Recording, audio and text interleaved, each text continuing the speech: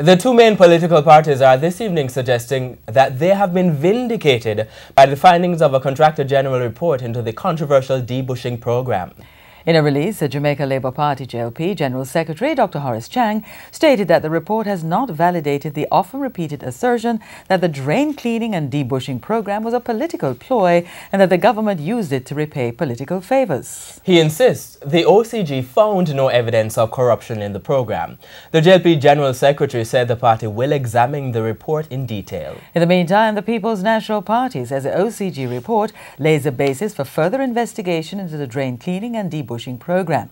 It said work done in PNP affiliated constituencies was carried out without any consultation with the party's leadership. But just what did the report say? Among other things, it raised concern about whether 4 government ministers had a hand in how subcontractors under the program came to be selected. TVJ's Vashon Brown has been reading the findings and said more in this report. The People's National Party had argued that the government's multi-million-dollar debushing program was a tool used to win the local government elections and to put money in the hands of JLP supporters. Well, page 364 of the 485-page OCG report sought to respond to the concerns about the politicization of the program.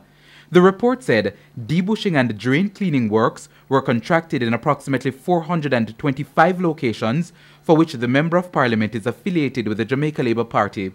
It also said debushing and drain cleaning works were contracted in approximately 506 locations for which the Member of Parliament is affiliated with the People's National Party.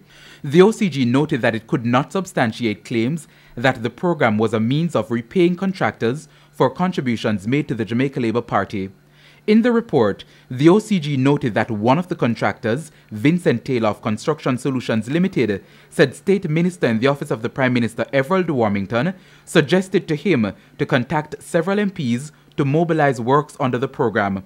Those MPs are SHAHINE, Robert Montague and Dr. Andrew Wheatley. It's further alleged that the members of Parliament also indicated to whom payments and checks should be made payable, the amounts in which same should be made payable, and the manner in which same were to be apportioned. The OCG said the 3 MPs have denied the allegations. The OCG said given that these MPs are also in the cabinet, questions may arise as to whether they found themselves in a conflicted position.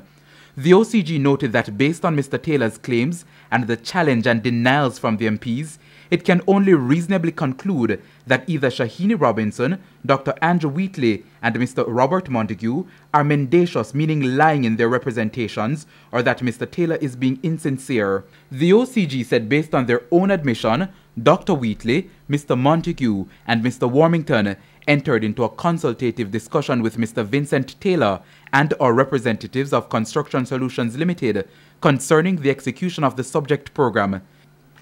In addition, the OCG said West Portland MP Daryl Vaz entered into similar discussions with Patrick Gordon of Asphaltic Concrete Enterprises. According to the OCG, the consultative discussions held between the named contractors and Dr. Wheatley, Mr. Montague and Mr. Vaz led to the recommendation by MPs of specific subcontractors, and in the case of Dr. Wheatley, facilitators, who were ultimately selected for the execution and performance of the respective contracts. The OCG also said the project was a deviation from government guidelines and that the selection of the 5 contractors lacked transparency and accountability. Vashon Brown, TVJ News.